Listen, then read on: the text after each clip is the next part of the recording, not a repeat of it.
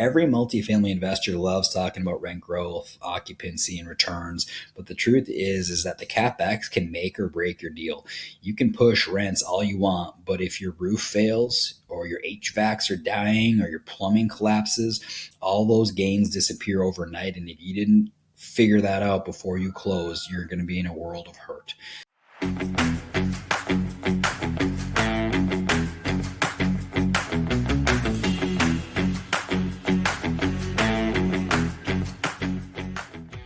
Hey everybody, welcome back to another episode of Keeping It Real Estate. I'm your co-host Dan Brisse. Today we're going to be talking a little bit about CapEx and planning for the unexpected in relation to multifamily investing. Our goal here is to help you guys, you investors, understand how capital expenditures, which again, CapEx, impact returns and how to plan for them, and why CapEx discipline separates strong operators from weak ones.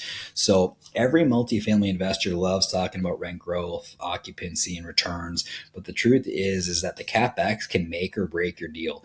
You can push rents all you want, but if your roof fails, or your HVACs are dying, or your plumbing collapses, all those gains disappear overnight. And if you didn't figure that out before you close, you're going to be in a world of hurt.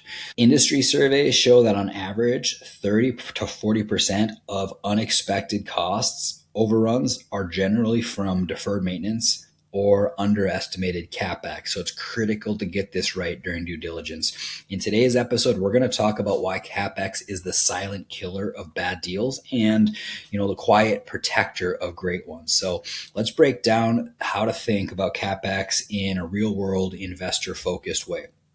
So capital expenditures, again, or CapEx, are the big ticket items that don't happen every year, but will happen over a building's life. These could include things like a roof replacement.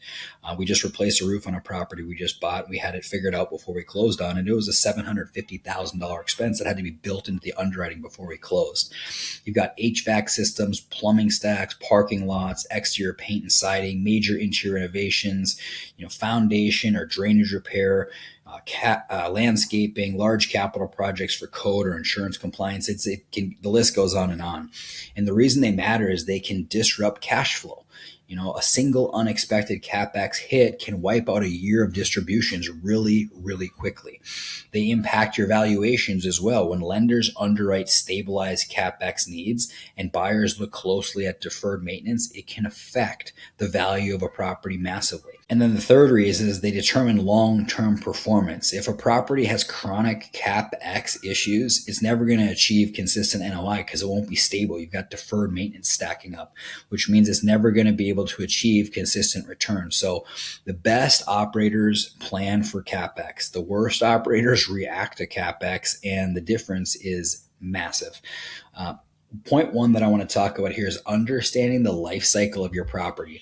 Every property has a life cycle, and CapEx needs, they increase with the age of the asset. So if you got a 1980s, 1990s asset, the plumbing, roof, parking lots, HVAC systems, they're nearing the end of their life right now. If you got a 2000 asset, you've got exterior work, you've got amenities, you got pools, you got asphalts, and then the 2010 assets, you got minimal structural CapEx, but interior updates begin appearing about 8 to 10 years out as they're out of date now. A Dallas example here. So many suburb Dallas assets are built in the 1980s, like Richardson, Garland, East Dallas. They're now experiencing major plumbing and foundation expenses. And operators who didn't budget adequately are seeing NOI erode.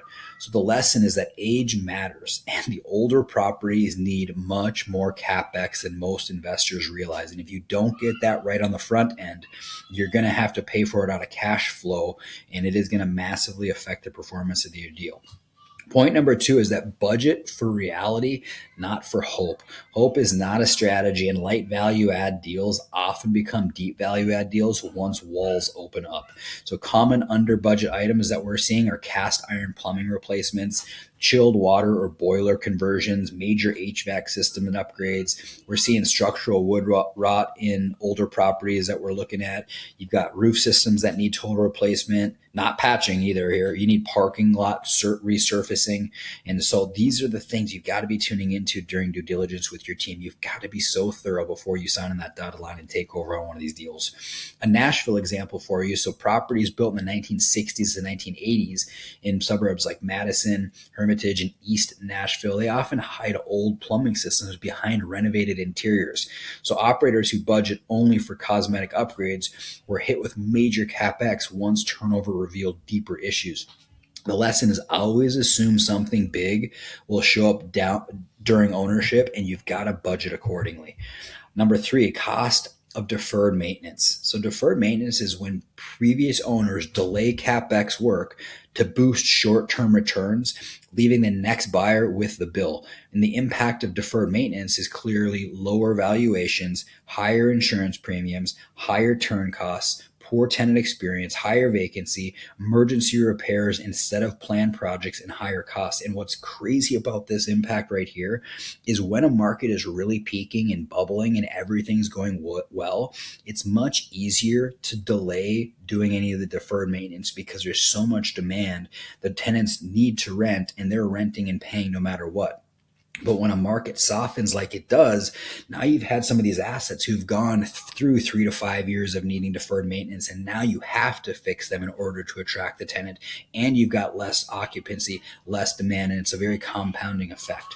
Here's a Dallas example of a property. So in pockets like Oak Cliff and older areas of Irving, many 1960s and 70s buildings have decades of deferred maintenance going on right now. And a buyer who focuses only on pro forma rent growth without inspecting major systems often discover 6 or 7 figure CapEx needs within the first year. So a lesson is that if the seller didn't do it, you probably will. Point four that we want to talk about here is CapEx and operating returns are directly linked. So a well-planned CapEx strategy increases your efficiency of the property, increases the resident satisfaction, it stabilizes your NOI, it gives you long-term value. Whereas a poor CapEx strategy destroys your cash flow, it destroys your DSCR, it destroys refinance option. It crushes your liquidity and it crushes your investor confidence, and your tenants are going to be moving out because the property is a pile. So let me give you guys a Nashville example. We got some properties in Antioch and Southeast Nashville, and if they've proactively upgraded HVACs, roofs, and unit interiors early in the cycle, they're experiencing stronger rent growth and renewal rates, even during periods when new supply has been pressuring the broader market. The lesson is simple, that CapEx isn't an expense, it's an investment into stability. And that is the way you have to see it if you want to be a great multifamily operator. Some practical applications we want to give you guys as an investor checklist for CapEx planning is number one, get third-party inspections. Be thorough, roof, plumbing, foundation, electric, HVAC, etc. And then require realistic lifespan schedules from all of these major things. Like a roof is 20 to 25 years max, HVAC 10 to 15 years, parking lot 7 to 10.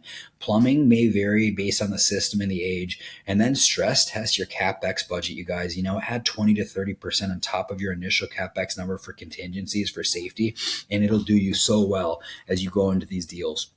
And then use reserves really wisely. You've got your replacement reserves, you've got operating reserves, you've got CapEx holdbacks. Be super smart about the dollars you're investing into these deals and when you're doing it. And then ask the right questions when you're on your due diligence inspections. What major systems are past half-life? Your team needs to give you that information. What did the previous owner defer? Like, you should get that from the broker and verify it while you're on site. What CapEx is required to complete with the new supply?